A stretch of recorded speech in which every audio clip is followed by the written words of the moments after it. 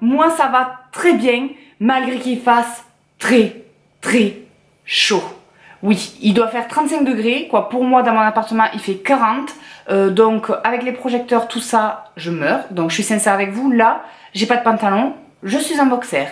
Chaud, chaud, cacao. Chaud, chaud, chocolat. Parce que je suis en train de mourir. Oui, je meurs pour vous, là. Bref, en tout cas, on se retrouve enfin dans une vidéo qui a tardé à venir parce que, comme vous pouvez voir, il y a un nouveau décor. Et oui, j'étais en train de refaire mon appartement, donc du coup, je pouvais pas trop tourner de vidéos. Mais là, vous allez avoir plein de vidéos qui vont arriver. Et celle-ci, c'est un j'ai dévoré, j'ai lu, pour vous parler un peu de mes dernières lectures, puisque ça faisait un petit moment que je vous l'avais pas fait. Donc là, eh bien, je vous le fais. Voilà. Allez, et petite parenthèse, oui, il y aura un book save tour, puisque je sais que vous me l'avez demandé, mais j'attendais justement que tous mes petits travaux soient finis. Allez, c'est parti! Alors, rappelez-vous que dans cette rubrique, je classe les livres en 4 catégories. Les je boude, c'est les livres que je n'ai pas aimés, qui ne m'ont pas fait vibrer ou j'ai pas accroché. Il y a ceux où je vais dire que je les ai goûtés, c'est-à-dire que là vraiment, eh bien, j'ai apprécié ma lecture, mais sans plus. Après, il y a ceux où je vais vous dire que je les ai croqués. Donc là, ça sera vraiment que j'ai beaucoup aimé et que j'ai eu de belles surprises. Et quand je vous dirai que je les ai dévorés, c'est que vraiment, ça a été un gros coup de foudre, un gros coup de cœur. Et on commence donc cette chronique par Intuition de Rachel Ward aux éditions Michel Lafon de Poche. Donc, ça, c'est une trilogie et pour le moment, je n'ai lu que celui-ci, le tome 1. De quoi ça parle? Ça parle d'une jeune fille qui s'appelle Jem, qui vit à Londres, voilà, ça se passe en Angleterre, et qui a perdu sa maman très jeune et qui est en famille d'accueil. Donc c'est une jeune fille, on va dire un peu, entre guillemets, comment vous dire, un peu paumée, voilà, un peu perdue, qui n'a pas trop de repères, mais qui a un don très particulier. C'est-à-dire qu'au-dessus de la tête des gens, elle voit des chiffres, des numéros, et ceci représente en fait la date de leur mort. Donc voilà, elle est un peu le messager de la mort, puisqu'elle peut vous dire à quelle date précisément vous allez mourir. Moi, sincèrement, j'aimerais pas savoir. Bref, en tout cas, elle le vit plutôt moyen, ce don-là, et elle va rencontrer Spider, qui est un jeune homme tout aussi paumé qu'elle, mais qui va être beaucoup plus déluré, beaucoup plus exubérant qu'elle, et ils vont se lier d'amitié. Et un jour, lorsqu'ils vont se promener en pleine Londres, il va y avoir un attentat. Donc c'est très actuel et je l'avais acheté pour ça, ce livre-là, parce que ce côté actualité me plaisait si c'était bien traité. Sauf que ils vont être les premiers et les seuls suspects, puisque avant que l'attentat n'arrive, ils vont s'enfuir grâce à Jem, qui aura vu par rapport aux dates, les dates de la mort des gens au-dessus de leur tête, que ce jour-là, il va se passer quelque chose. Donc ils vont fuir. Et cette fuite va être mal interprétée et donc va les rendre suspects. Donc du coup, ils vont partir dans une fuite et dans une course, tous les deux, pour fuir et bien, tout simplement la police, etc. Je ne vais pas vous le cacher, ma notation, ça va être je l'ai boudé. Voilà, je l'ai boudé, pourquoi? Parce que j'ai eu énormément de mal à le finir, puisque j'ai trouvé les actions assez lentes, le rythme assez lent, l'atmosphère pas très fun. Voilà, l'atmosphère était parfois un peu lourde, pas vivante. Voilà, c'est-à-dire que je trouve que ça manquait de vivant dans ce bouquin-là. Les personnages, je n'ai pas réussi à m'attacher particulièrement à eux, puisque Jem parfois m'énervait, Spider, ben, pas plus que ça, il avait un côté trop je me fous de la vie, et quoi, j'ai pas accroché, vraiment, je pensais accrocher parce qu'en plus beaucoup de personnes me disaient que c'était top. Et malheureusement, malgré le côté très actuel avec les attentats, les choses comme ça, je pensais... En fait, on ne s'attarde pas sur l'attentat. C'est ça que je trouve dommage, c'est-à-dire qu'on se base plutôt plus sur l'histoire de Jem, ce qui est normal, vous me direz, c'est elle qu'on suit, mais je m'attendais à ce qu'il y ait beaucoup plus un lien avec l'attentat. Et au final, pas du tout. Et j'ai trouvé que c'était très long. Tout ce qui arrivait était long à venir, c'était long à se mettre en place. Et donc du coup ça ne m'a pas accroché. Donc je vais quand même lire le tome 2 et le tome 3 en espérant que ça change. Et apparemment je risque peut-être d'avoir une surprise puisque ça se passe, de ce que j'ai cru comprendre, dans l'avenir très lointain. Donc à voir. Mais voilà, en tout cas celui-ci je l'ai boudé. Et le prochain livre dont je vais vous parler, c'est un livre qui va bientôt sortir au cinéma. Donc forcément il fallait que je le lise avant d'aller le voir. Surtout qu'on en a entendu énormément parler. C'est Everything, Everything de Nicolas Yoon aux éditions Bayard. Donc là, je vous le fais direct, c'est j'ai dévoré. Oui, je l'ai dévoré. C'est un gros coup de cœur. Je l'ai fini en 2 jours. C'est une bouffée d'air frais. C'est une hymne à la joie pour moi. C'est une hymne à l'espoir. C'est une hymne à la vie. Et pouf, ah donc, déjà, de quoi ça parle? Donc, ça parle de Madeleine, une jeune fille, qui est entre guillemets enfermée et prisonnière de chez elle parce qu'elle a la maladie de l'enfant bulle. La maladie de l'enfant bulle, c'est qu'elle est allergique à tout, à l'air, aux microbes, aux moindres colorants. Voilà, donc du coup, elle doit vivre dans un endroit stérile et protégée de tout. Donc, elle n'est jamais sortie dehors. Tous les cours, elle les suit chez elle, à domicile. Et donc, elle vit une vie d'adolescence pas comme les autres, mais qui jusqu'à présent lui allait. Jusqu'au jour, bien évidemment, où un jeune homme, au lit, aménage juste à côté de chez elle. Et là, du haut de sa fenêtre, le contact va se faire. Et là, tout va changer. Donc voilà, c'est ça l'histoire. Et sincèrement, c'est un gros coup de cœur parce que la façon dont c'est écrit, c'est fluide, c'est léger, mais le fond est très profond. Voilà, tout simplement. C'est-à-dire que c'est d'une facilité à lire presque déconcertante, et pourtant, c'est un livre que quand vous le fermez, il y a plein de phrases qui vous ont marqué, plein de citations qui vous ont interpellé, plein de choses qui soit vous ont touché au cœur, soit vous ont touché le cerveau. Et les deux connectés, vous avez des éclairs de génie, des éclairs de lucidité. C'est vraiment bluffant. Moi, ça m'a énormément plu. Il y avait plein de choses que je voulais relever dedans. Parce que en plus, c'est très bien fait puisque c'est comme si vous étiez vraiment dans le cerveau et comme si vous viviez vraiment la vie de Madeleine, parce que à l'intérieur, vous avez plein, vous voyez, de petites annotations, de dessins, de listes, plein de petites choses comme ça, des tableaux que en fait Madeleine fait ou voit, et donc ça a une certaine vie. Contrairement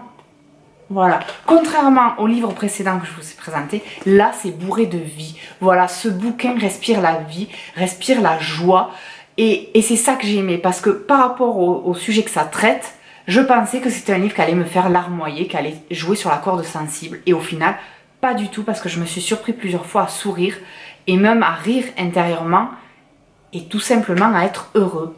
Et oui, à être heureux, voilà, tout simplement. Je peux pas vous dire plus et sincèrement, je ne peux que vous le recommander. Lisez-le, ça va vous faire du bien. Voilà, c'est un livre qui fait du bien. C'est une bouffée d'air frais qui fait battre le cœur plus vite. Voilà, tout simplement. Et on passe à Sous la même étoile, 3 cœurs à l'unisson de Kelly York aux éditions Pocket Jeunesse. Donc ça, ce livre-là, je l'ai croqué. Voilà, je l'ai croqué parce que j'ai aimé, j'ai eu de bonnes surprises. Ça n'a pas été un coup de cœur, mais je l'ai quand même lu très vite et à chaque fois, il me tardait de replonger dedans pour savoir la suite. De quoi ça parle? Ça parle de Hunter et de sa demi-sœur Aislinn qui tous les étés se retrouvent chez leur père où ils passent leurs vacances avec Chance qui est leur ami d'enfance. Et ça va être entre guillemets un triangle amoureux puisque Aislinn et Hunter ont des sentiments particuliers pour ce garçon Chance, qui est un garçon excentrique, bourré de vie, qui est attirant, voilà, qui a une certaine aura. Sauf que malgré tout ce charisme et cette aura qu'il dégage, il a quelques secrets autour de lui. Et ces secrets-là, quand Hunter et Aislinn vont le découvrir, ils vont devoir tout faire pour le protéger. Donc voilà. Donc, quoi vous dire de plus? C'est une histoire qui parle d'amitié, qui parle d'amour, qui parle surtout de famille. Voilà, c'est ça que j'ai aimé. C'est que ce livre-là, cette histoire, c'est pour ça que le triangle amoureux, entre guillemets, il y est, mais il n'est pas si présent que ça. Donc c'est ça que j'ai apprécié. Et c'est surtout le terme famille, en fait, qui m'a beaucoup intéressée et qui, je trouvais, est marquant dans ce livre-là. On peut choisir sa famille, on peut se créer une famille. On peut avoir toutes sortes de familles et c'est ce que j'ai compris dans ce bouquin-là, dans ce livre-là. Et c'est tout simplement agréable à savoir. Voilà, il est facile à lire, il est agréable. Les chapitres se découpent sur Hunter et Aislinn, donc c'est ça que j'ai apprécié. Vous avez deux visions des choses, vous avez celle de Hunter et celle de Aislinn. Et je trouve que c'est bien de pouvoir voyager entre les deux et de voir comment l'un et l'autre voient les choses et comment ils font pour rassembler leurs idées. Bref, j'ai beaucoup aimé ça. Donc, celui-ci, je vous le recommande si vous aimez ce côté un peu vacances, léger, triangle amoureux, mais surtout ce côté familial. Voilà. Parlons cette fois conte de fées avec Ne m'appelez pas Blanche-Neige de Gali l'auteur aux éditions Hachette Roman. Donc comme vous l'aurez deviné, c'est une revisite du conte de fées de Blanche-Neige, mais en version très moderne. Ça se passe à notre époque, à Paris. On va suivre Blanche qui a 18 ans et qui, lorsqu'elle va rentrer chez elle, va découvrir que sa meilleure amie se tape en fait son père. Donc là, elle va prendre un peu la mouche et elle va se barrer sans dire un mot. Et du coup, elle va se retrouver en soirée avec des inconnus, des personnes qu'elle n'a jamais vues, surtout un certain jeune homme, et elle va se laisser porter. Donc c'est entre guillemets, c'est une virée nocturne qui va totalement chambouler sa vie. Il y a beaucoup de références au conte de Blanche-Neige. Comment je l'ai trouvé? C'est un livre qui est très léger, qui a une grosse partie loufoque, ce qui au départ m'a un peu bloqué. Je dois avouer qu'au début j'ai trouvé qu'il y avait des choses un peu surréalistes ou des choses qui étaient amenées d'une façon trop simple, voilà. Oui, certes c'est un conte, oui il peut y avoir un peu de magie, mais il faut quand même qu'il y ait une certaine cohérence, une certaine façon d'amener les choses. Et elle n'y était pas, donc c'est vrai qu'au départ ça m'a un peu bloqué. Je me suis dit, c'est voilà un peu trop léger, un peu trop mal fait à mon goût. Et petit à petit finalement, si on ne se prend pas la tête, on se laisse porter. Et c'est vraiment, effectivement, un conte de fées moderne. C'est-à-dire que si on n'essaye pas vraiment de rattacher les choses à la réalité telle qu'on la connaît, et qu'on se laisse aller, on se dit, ben ouais, pourquoi pas. Et c'est très sympa, parce que l'héroïne est très attachante. C'est vraiment une pote, une copine. Vraiment, tous les personnages sont attachants, hein, pas qu'elle, mais vraiment, il y a cette ambiance bon copain. Voilà, c'est ça que j'ai beaucoup aimé là-dedans. Il y a cet esprit très léger, très frais, oui, très à l'aise. Voilà, ce côté très à l'aise entre les gens, même si on ne se connaît pas. Ce côté, on s'entend bien, on est entre potes, voilà. Donc c'est ça que j'ai beaucoup aimé. Beaucoup d'humour aussi, donc ça a rajouté un petit truc qui m'a plu. Mais malgré tout, ça n'a pas été un coup de cœur comme je le pensais. Je vais dire que ça a été un j'ai goûté. Voilà, je l'ai lu, ça m'a plu, mais sans plus. Voilà, ça m'a pas transcendé. Donc, si vous voulez une lecture moderne de Blanche-Neige, qui va pas changer la vision de ce conte et qui va juste vous faire plaisir, ben allez-y. Sinon, si vous recherchez quelque chose de plus profond, de plus travaillé au niveau du conte, je vous conseille de passer sur autre chose. Voilà. Une petite pomme? Une petite pomme. Tu veux une petite pomme? Mange une petite pomme. Et le dernier que j'ai lu, c'est La Cave de Natasha Preston aux éditions Hachette. Alors là, rien à voir. On est dans un thriller et c'est un genre que je lis de plus en plus, qui m'attire de plus en plus. Et sincèrement, là, je n'ai pas été déçue. C'est un livre que je vais considérer comme j'ai croqué.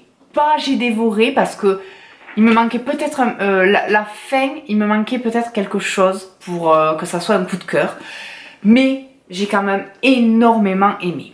L'histoire, qu'est-ce que c'est? On va suivre Summer, qui est une jeune fille qui vit dans une petite ville des États-Unis et qui va se faire kidnapper, qui va se faire enlever, se faire enfermer dans une cave par un homme qui l'enferme pour la considérer comme sa femme, comme faisant partie de sa famille. Et dans cette cave, elle n'est pas enfermée toute seule, elle est enfermée avec trois autres jeunes filles, et chacune porte le nom d'une fleur. Voilà, il leur enlève leur nom, il leur interdit de s'appeler par leur vrai prénom, et il les appelle Violette, Rose, Iris et Lila. Et Summer va devenir cette Lila. Et on va suivre du coup sa transformation, voilà, comment elle va vivre au quotidien cet enfermement et entre guillemets ce côté très psychologique d'essayer de lui faire changer sa nature profonde et le fait qu'elle va être confrontée à des choses qu'aucun être humain ne devrait avoir à affronter et qui vont être des choses assez dures. Et ce que j'ai aimé dans ce livre-là, c'est qu'on suit sa vision à elle, et je pensais qu'on allait s'arrêter à elle, mais on suit aussi la vision de son petit ami, qui n'arrête pas de la chercher, et qui n'arrêtera pas jusqu'à la retrouver. Et ça, j'ai aimé qu'on voit le côté, comment ça se passe au niveau des proches, comment les proches le vivent, comment les proches s'en sortent. Et aussi, vous avez un troisième point de vue, vous avez le point de vue du séquestreur, voilà, de celui qui la séquestre, qu'entre guillemets on surnomme trèfle. Et ça, j'ai énormément aimé aussi parce que je m'y attendais pas. Et on comprend mieux sa psychologie, on comprend mieux pourquoi il en arrive là. Alors, il n'y a aucune excuse. Moi, j'ai pas eu de pitié pour lui, j'ai pas eu de ah oui mais je comprends, mais ça apporte quelque chose. Voilà, on comprend mieux sa psychologie en fait, on comprend mieux pourquoi il fait cela, et même si on ne l'accepte pas, au moins on a la réponse au mais pourquoi. Voilà, entre guillemets c'est ça. Souvent quand il arrive des horreurs comme ça, la question que les proches ou que la victime doit se poser, c'est mais pourquoi? Pourquoi tu fais ça? Et là, on a la réponse. Donc c'est ça que j'ai énormément aimé là-dedans. Et aussi, j'ai énormément aimé le caractère de Summer, ce côté battant, ce côté rebelle, ce côté non, je ne me soumettrai pas. Donc c'est ça que j'ai aimé. J'ai aimé voir son évolution, j'ai aimé voir et surtout, j'ai aimé m'imaginer à sa place, imaginer ce que moi j'aurais fait, imaginer ce que j'aurais pu penser, imaginer comment j'aurais réagi et comment mes proches auraient pu réagir. Donc voilà, c'est quelque chose de fort, de lourd. Alors, c'est pas une atmosphère non plus très très lourde parce que certains passages qui peuvent être durs sont entre guillemets cachés ou à moitié dits. Donc c'est pas gore ou c'est pas cru. À des moments ça peut l'être, mais ce n'est pas que ça. Il y a beaucoup plus le côté psychologique en fait, le côté beaucoup plus je suis enfermée et on essaye de changer ma personnalité. Voilà, c'est plus ça. Donc du coup, j'ai énormément aimé. Donc ce livre, c'est un j'ai croqué. Voilà mes amours, cette vidéo est finie. J'espère que vous êtes contents, que je vous ai enfin présenté ce que j'avais pu lire. Après, je sais qu'il en manque pas mal, mais la plupart, je vous les ai présentés en zoom lecture, comme la saga Phobos, le tout dernier Harry Potter, le Nil, le dernier tome de la trilogie, le Joyau. Donc voilà, c'est pour ça que là, il n'y en a pas beaucoup, parce qu'en fait, la plupart, je vous les avais déjà présentés en zoom lecture. Et j'avais pas envie de vous les représenter, puisque c'était quand même des chroniques assez complètes. Donc voilà, et je vous promets d'être plus régulier dans les j'ai lu, j'ai dévoré. Et nous, on se retrouve du coup pour une toute prochaine vidéo qui sera peut-être le book self tour. En attendant, je vous fais plein de gros bisous et n'hésitez pas à vous inscrire sur tous les réseaux pour qu'on puisse partager encore plus.